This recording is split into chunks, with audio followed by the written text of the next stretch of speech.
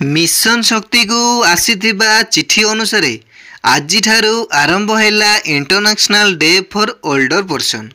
कौन सबू गाइडलाइन रही कौन सबू करने को पड़ो आज भिडियो जानिबा पूर्वर मिशन शक्तिर प्रत्येक अपडेट पाइबा चाहूले आम चैनल को एबे ही सब्सक्राइब करी नोटिफिकेशन ऑन कर दिंतु नुआ नुआ अपडेट पाइबा।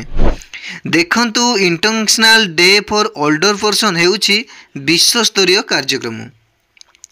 यह प्रति वर्ष 1 अक्टोबर रे पालन करा जाए। एही डे को ए वर्ष ओडिशा रे मध्य पालन करा जिवो। एही डे रे वयोज्येष्ठ व्यक्ति मानकर समस्यार समाधान करा जिवो। सरकार को मध्य जेतिकी स्कीम रही ताहा एही डे रे जणा जिवो। एही अवसर रे ओडिशा जीविका मिशन तरफ आसीची चिठी।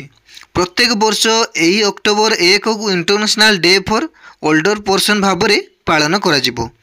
देखंतु कौन सबू करने को पड़ो।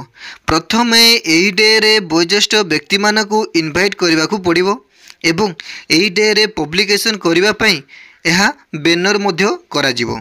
समस्त मॉडल जीपीएल प्रो मेंबर माने यही डे रे जोग देबे।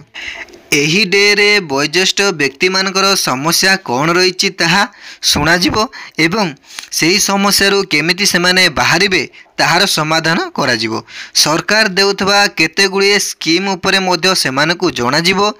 ताहा द्वारा जानिबा द्वारा सरकार को पाखरु मध्य कोनोसी सहायता पाई परिबे। देखंतु एही डे रे समस्त आंचलिक मंचर समस्त मेंबर एही डे पालन करिवे। एही डे रे मॉडल जीपीएल पे जहाँ भी रेकर्ड रहिबो ताहा अक्टोबर 10 सुधा दाखल करने पई सरकार निर्देश देछन्ते। देखंतु आपण माने एमती मिशन शक्तिर प्रत्येक अपडेट पाइबा पई चाहूतिले आम चैनल को एबे ही सब्सक्राइब करी नोटिफिकेशन ऑन कर देतु नुआ नुआ अपडेट पाइबा पई।